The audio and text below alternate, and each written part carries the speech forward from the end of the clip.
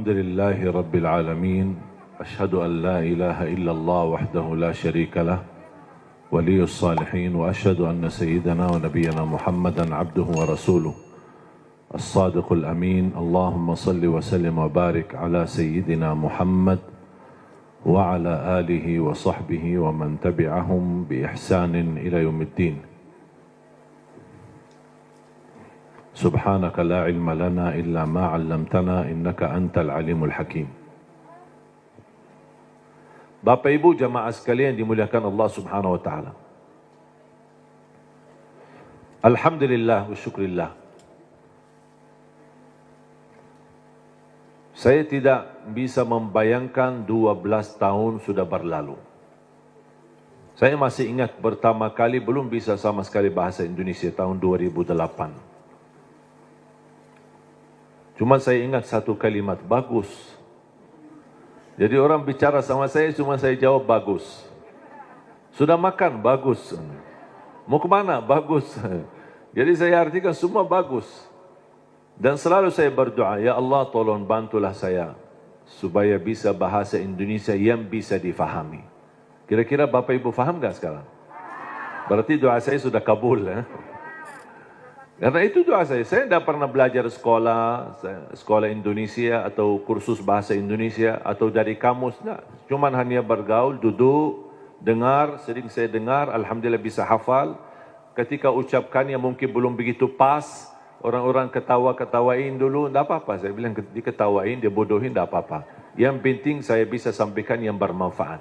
Alhamdulillah berjalan waktu sedikit demi sedikit, bisa mendapatkan. Bahkan saya dapat kejutan. Saya menemukan saudara keluarga saya di Indonesia. Dulu ibu saya dan ayah tidak pernah cerita. Tapi saya ketika sudah berada di sini, baru saya menemukan saudara keluarga. Ternyata kakek saya dan ayah kakek saya, dua-duanya kelahiran Lombok. Bahkan ayah kakek saya dibunuh sama penjajah Belanda dan dia punya makam besar di Ampenan, di Lombok, dan dia mampu mempersatukan orang Sasak di Lombok untuk melawan penjajah Belanda. Makanya ketika saya bertemu Presiden Jokowi, saya sampaikan saya sebenarnya cucu pahlawan tapi belum terdaftar. Dan subhanallah tidak membayangkan begitu saya ke Indonesia bisa menemukan sejarah keluarga. Bahkan saya punya keluarga besar di Lombok, di Cirebon, di Surabaya. Salah satu kakek saya nikah sama orang Bumi Ayu di Jawa Tengah. Kemudian bertemu dengan keluarganya juga di Cirebon. Ada juga di Bali, kemudian di Jakarta. Barangkali di Cimahi besok-besok ketemu ada orang yang bunga keluarga. Jadi subhanallah begitu dunia ini kecil. Kita bisa terus bertemu dengan keluarga dan kita terus bisa melanjutkan perjuangan. Dan saya harap mari kita sama-sama memperjuangkan yang terbaik untuk negeri kita Indonesia. Karena mohon maaf, yang kita besok bawa pulang ada dua hal. Ketika kita mati, yang kita bisa bawa hanya amal saleh. Yang kedua, ketika kita mati, yang tersisa di dalam dunia ini hanya nama baik kita. Tidak ada yang lain. Ketika tersebut nama kita, semua orang mau mendoakan. Semoga Allah ampuni, ya Allah. Luar biasa perjuangan orang itu. Luar biasa dia memberi yang terbaik. Orang politisi, orang ekonomi, orang siapapun, dimanapun posisimu, tolong beri yang terbaik. Karena itulah yang akan mengharumi namamu ketika kita sudah besok meninggal dunia. Dan di alam kubur, yang masuk sama kita adalah amal salih. Di sambil kita beribadah. Dan selalu saya berkata, tolong kerja keras untuk duniamu dan kerja keras untuk akhiratmu. Jangan hanya akhirat tapi lupa dunia. Dunia harus maju, harus berhadapan, harus bisa menjadi terang, menerang yang bisa membangun Indonesia. Dan bisa menjadikan Indonesia negara terhormat. Bisa menjadikan Indonesia negara yang diperhatikan oleh dunia. Karena kemajuannya, kebersatuannya. Dan alhamdulillah kita diberikan banyak anugerah dari Allah Subhanahu Wa Taala. Dari hasil bumi, dari hasil tanam-tanaman, dari hasil luar biasa. saya selalu berkata, wallahi negeri Arab kalah sama negeri Indonesia dengan sumber alamnya dan kekayaannya. Kalau dikumpulkan seluruh negara Arab, masih lebih kaya Indonesia. Mungkin karena kita tidak merasa kekayaan itu, mungkin karena belum bersyukurlah. Kekurangan syukur kita dan salah gunakan nikmat itu akhirnya tidak terasa. Padahal kekayaan yang Allah anugerahkan untuk negeri kita Indonesia luar biasa. Dan mudah-mudahan kita bisa dan mampu Allah hantarkan kepada kita, insya Allah, seorang orang wakil rakyat di Dewan Pemerintahan, di Dewan DPR, MPR dan juga di DPRD. Mudah-mudahan semua orang-orang yang diberikan oleh Allah Subhanahu wa taala kemudahan dan kemuliaan yang mereka mampu menjalani tugasnya dan memberi yang terbaik, yang insya-Allah balasannya terharum nama baik mereka dan nama keluarga mereka dan mendapatkan balasannya di hari kiamat di hadapan Allah Subhanahu wa taala. 3 poin yang saya ingin sampaikan. Yang pertama, tolong jangan lewat 1 hari tidak membaca Al-Quran. Belum bisa baca, simak. Dengar. Masih merasa bacanya belum begitu lancar, tidak apa-apa, dengar. Karena pahalanya sama. Yang membaca maupun yang simak, pahalanya sama. Setiap 1 huruf dapat 10 kebaikan. Ini bukan kata saya, tapi kata Rasulullah sallallahu alaihi wasallam. Man qara harfan min kitabillah falahu hasanah wal hasanatu bi 10 amthaliha. Barang siapa yang membaca kitabullah 1 huruf saja dapat 1 kebaikan, dan 1 kebaikan pula dilipat oleh Allah menjadi 10 kebaikan. Alif lam mim bukan 1 huruf, tapi alif 1 huruf, lam 1 huruf, mim 1 huruf. Bayangkan jemaah, bismillahirrahmanirrahim 19 huruf dikali 10 190. Dari segi baca 19, tapi tulisan pahala 190. Dan setahu saya tidak ada amalan yang bisa memberikan pahala berhuruf hanya Al-Quran. Injil, Taurat, Zabur, Suhuf Ibrahim wa Musa, hadis Qudsi, hadis Nabawi, tidak ada. Salat 10 kali lipat, tapi dari total salat. Tidak dihitung setiap rukuk, sujud, bacaan dalam salat, tidak. Dihitung total salat. 5 waktu dapat 50. Sebagaimana diperintahkan di awal 50 kali salat. Tapi Al-Quran satu-satunya ibadah yang nilai pahalanya berhuruf. Bersatu huruf. Dan menurut saya ini promo yang paling istimewa dari Allah. Paham bu promo? Biasanya ibu-ibu yang tahu promo. Ada enggak di pasar promo? Kalau kita misal mau belanja, ditawarkan, ini beli misal gelas 1 dapat gratis 1. Beli 2 botol minyak goreng dapat gratis 1. Ada kan? Atau beli misal 2 botol mie goreng, minyak goreng dapat 1 dus mie goreng lah misalnya. Ada kan? Itu kan namanya promo. Pernah enggak Bapak Ibu bertemu dengan promo, beli 1 botol minyak goreng dapat 10 gratis? Ada enggak promo begitu? Pasti merugi kan? Allah Subhanahu wa taala tahu manusia suka promo, makanya Allah tawarkan promonya. 1 huruf dapat 10 kebaikan. Tapi sayang sekali yang berlaku promo manusia, tapi promo Allah belum laku. Karena banyak kita manfaatkan promo manusia, tapi tidak memanfaatkan promo dari Allah Subhanahu wa taala. Bahkan berita gembira, ada orang berkata, saya sebenarnya ingin baca, tapi bata-bata bacaan saya. Saya takut salah, nanti malah dosa. Mendingan tidak usah baca. Itu alasannya karena berbata-bata. Ada berita gembira dari Rasulullah SAW. Rasulullah bersabda, "Walladhi yaqra'ul Qur'ana wa yatata'ta'u fihi wa huwa 'alaihi syaq lahu ajran."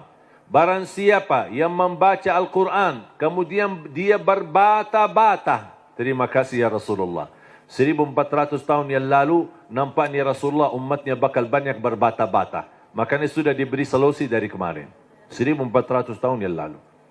Barang siapa yang membaca Al-Quran, kemudian dia berbata-bata sambil berat, susah, sulit untuk membaca Al-Quran, tapi tetap dia mempertahankan dan terus dia melanjutkan sesuai kemampuannya, kata Rasulullah, falahu ajran, akan Allah berikan 2 kali pahala. Selain setiap satu huruf 10 kali lipat, dia dapat 2 kali pahala. Satu, karena dia mau membaca Al-Quran.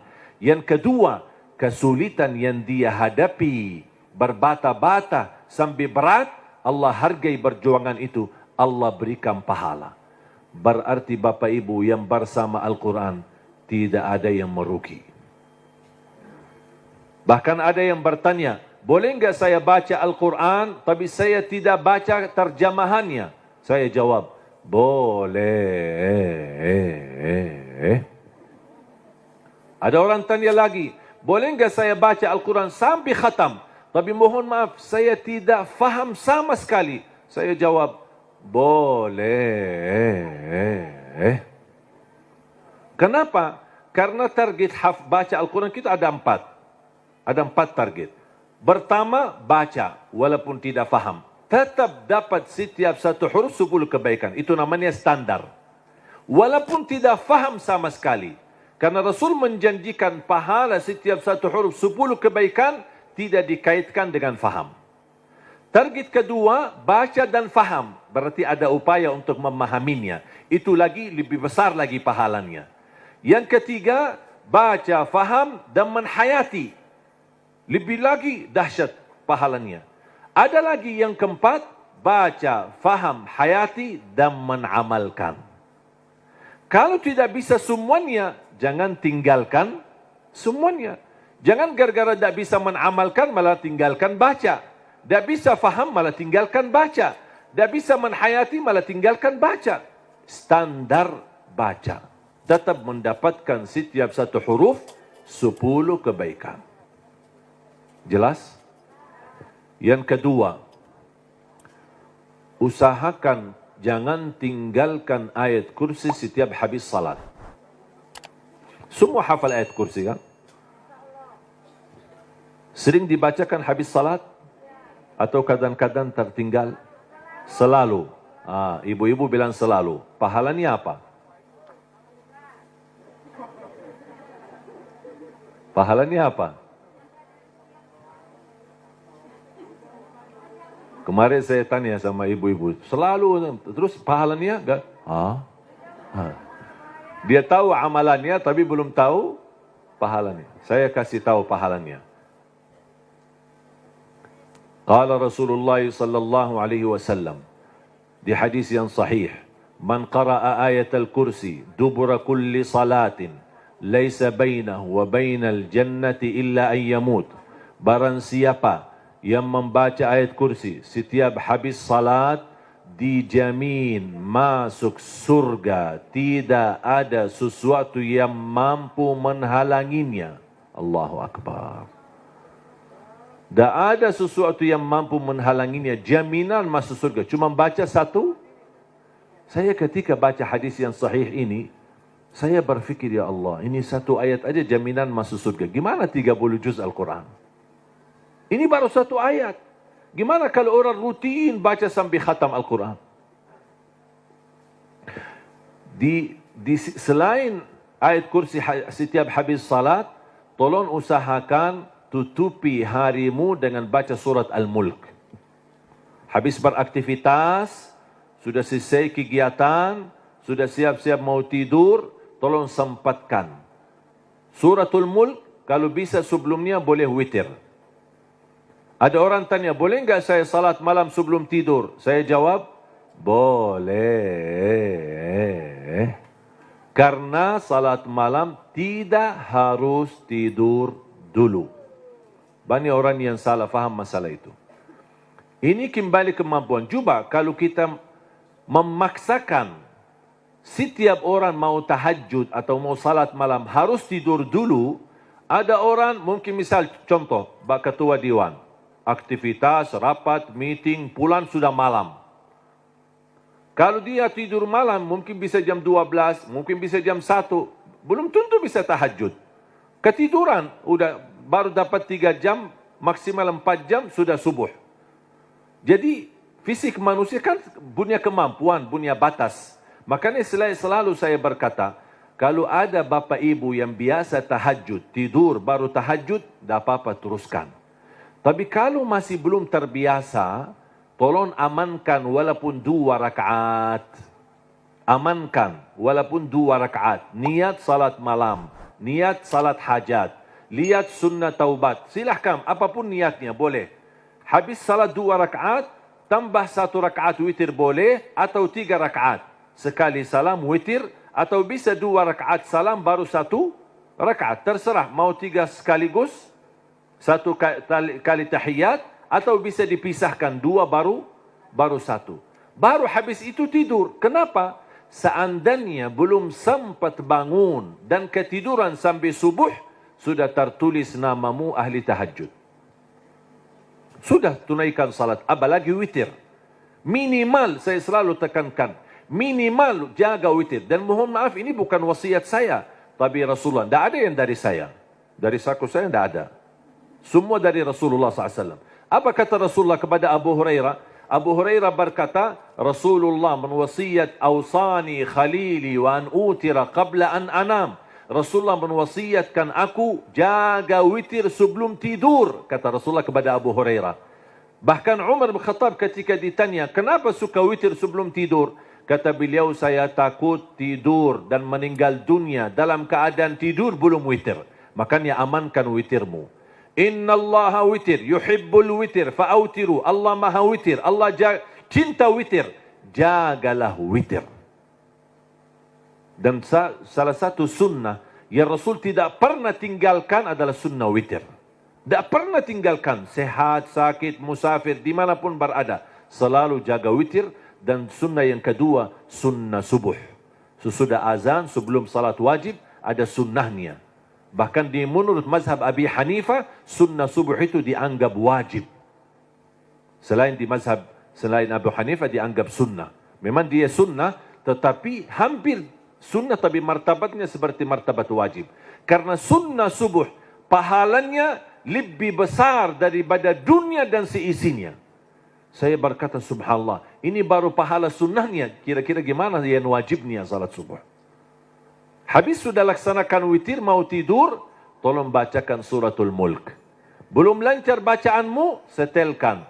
Dari HP boleh, atau CD murattal, suratul mulk, atau dari YouTube. Sudah alhamdulillah puluhan bahkan ratusan ribu murattal.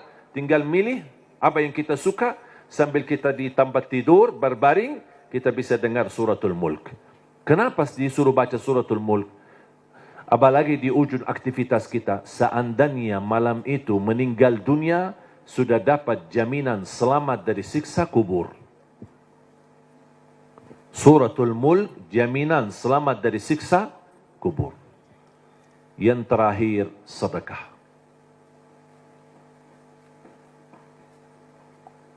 Yang pertama, jangan lewat 1 hari tidak baca Quran. Yang kedua, ayat kursi setiap habis salat. Termasuk jaga suratul mulk. Kalau bisa sebelumnya jaga witir. Terus sekarang yang ketiga, sedekah. Terutama sedekah subuh. Terutama sedekah subuh. Saya sudah sering membahas dahsyat sedekah subuh. Saya yakin Bapak Ibu, semua para hadirin, saya yakin orang yang suka bersedekah. Tapi ada yang satu sering tertinggal. Doa habis sedekah. Atau doa di saat sedekah. Tahu enggak Bapak Ibu, doa di saat sedekah termasuk doa makbul? Tapi kadang-kadang kota amal lewat, kita isi tapi tidak doa. Sering kita lupa doa itu. Padahal bisa, ya Allah aku mohon dengan berkat sedekah ini, titipkan pahala sedekah ini untuk kedua orang tuaku. Ya Allah aku mohon dengan berkat sedekah ini, sembuhkan penyakitku kalau lagi sakit. Ya Allah dengan berkat sedekah ini, mudahkan urusanku. Apapun hajat kita, luar biasa dahsyat sedekah. Termasuk sedekah subuh. Dan saya sudah buat ada tausiah ceramah. Mungkin Bapak Ibu nanti habis acara berkenan bisa lihat di channel YouTube kami, namanya dahsyat sedekah subuh. Saya sudah bahas satu tausiah khusus hanya membahas keutamaan dan manfaat daripada sedekah subuh. Dan sedekah setiap waktu dan setiap saat ada manfaatnya. Tapi lebih istimewa di waktu subuh, itu lebih dahsyat. Bisa Bapak Ibu, saya tidak akan bongkar apa isinya dan apa rahasianya. Bisa Bapak Ibu nanti lihat di YouTube. Sedekah menjaminkan husnul khatimah. Sedekah menjaminkan selamat dari kematian kecelakaan. Sedekah menjaminkan selamat dari kematian kebakaran. Sedekah menjaminkan selamat dari kematian mendadak. Sedekah menjaminkan selamat dari su'ul khatimah. Sedekah menjaminkan kesembuhan penyakit. Sedekah menjaminkan memadamkan kemurkaan Allah. Dan sedekah menjaminkan ampunan dosa. Sedekah menjaminkan terkabul doa. Makanya ketika bersedekah jangan lupa berdoa. Apalagi di saat sedekah subuh. Dan cukup ketika bersedekah sebut satu hajat. Jangan habis salat subuh mau isi sedekahnya koin tapi doanya sampai terbit matahari. Malu sama Allah, ku kelamaan. Kata malaikat, apaan? Ku doanya panjang banget. Padahal sedekahnya baru koin aja. Tolong disesuaikan. Satu kali sedekah, satu kali hajat. Dan selalu dalam kebaikanmu, sisakan dalam doamu, jangan lupa doa untuk orang tua. Saya sudah belajar, apapun yang saya amalkan, apapun amalannya, di ujung saya amalkan itu, saya selalu berdoa, ya Allah aku mohon, titipkan pahala amalan ini untuk kedua orang tua. Saya selesai tausiah, pas pulang, ya Allah aku mohon titipkan pahala tausiah ini untuk kedua orang tua. Habis ngaji, ya Allah aku mohon titipkan pahala ngaji saya untuk kedua orang tuaku. Habis salat, ya Allah aku mohon titipkan pahala salatku untuk apapun amalannya. Apapun, saya sudah belajar menjadi salah satu upaya berbakti baik sama orang tuanya. Karena berbakti baik sama orang tuanya, walaupun mereka sudah meninggal atau di posisi yang jauh, tidak bisa bertemu setiap waktu dan setiap saat, melalui doa, insya Allah terhitung sebagai berbakti baik. Ada seorang bertanya, kalau orang tua saya sudah tidak ada atau sudah meninggal gimana? Apakah saya masih punya kesempatan berbakti baik? Saya menjawab, masih punya kesempatan. Ada dua amalan, sedekah dan doa, bisa menjadi bermanfaat untuk orang tua kita. Dan semoga kita bisa bersama-sama, kita selalu niatkan dan doa untuk orang tua. Mudah-mudahan kekurangan kita di masa mereka berada, mungkin kita sebagai anak, namanya anak muda, di masa dulu mungkin banyak membuat orang tua sakit hati, menyakiti perasaan mereka. Namanya anak-anak, tidak merasa dan tidak menyadari. Makanya ayo mari kita sama-sama memperbaiki. Semoga semua dosa-dosa kita di hadapan orang tua dan terhadap orang tua mudah-mudahan diampuni oleh Allah Subhanahu wa taala dan dijadikan kita orang yang berbakti yang mendapatkan pahalanya di sisi Allah Subhanahu wa taala. Amin ya rabbal alamin. Mudah-mudahan insyaallah menjadi saksi bagi kita semua dan mudah-mudahan menjadi amal salih yang bisa menyalurkan pahala yang tidak terputus sampai hari kiamat. Amin ya rabbal alamin. Mari kita sama-sama berdoa. Bismillahirrahmanirrahim. Alhamdulillahi rabbil alamin. Allahumma salli ala sayyidina Muhammad wa ala ali sayyidina Muhammad. Allahumma ya Allah ya dzal jalal wal ikram. Berilah kepada kami petunjuk kepada jalan yang lurus. Hidupkanlah kami dalam keadaan iman. Wafatkanlah kami dalam keadaan Islam.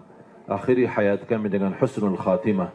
Jadikan kami semua serta keluarga kami ahlul Quran, pencinta Al-Quran, penghafal Al-Quran, yang mendapatkan syafaatnya Al-Quran. Ya Allah, lancarkan upaya dan ikhtiar Majlis Nurun Nisa ini bersama Yayasan Budi Luhur. Ya Allah, jadikan perjuangan mereka menjadi amal salih yang diterima di sisimu. Dan jadikan tempat ini menjadi tempat pusatnya cahaya yang menyebarkan rahmat lil alamin, yang membawa keberkahan, yang menjadi pusat pendidikan agama, yang bisa memfasilitasi akhlak yang mulia ya rabbal alamin. Allahumma ighfir lana wa liwalidina wa li jami'il muslimina wal mu'minat al-ahya'i minhum wal amwat. Allahumma ya Allah, atas izinmu kami bersama-sama bertemu di majlis ini, di dalam acara ini. Anugerahkan kepada kami kemuliaan, sama-sama bertemu kembali di dalam surgamu ya Allah bersama Nabi Muhammad sallallahu alaihi wasallam. Rabbana taqabbal minna innaka antas samiul alim wa tub alaina innaka antat tawwabur rahim. Rabbana atina fid dunya hasanah وفي الآخرة حسنة وقنا عذاب النار وصلى الله على سيدنا ونبينا محمد وعلى آله وصحبه وبارك وسلم والحمد لله رب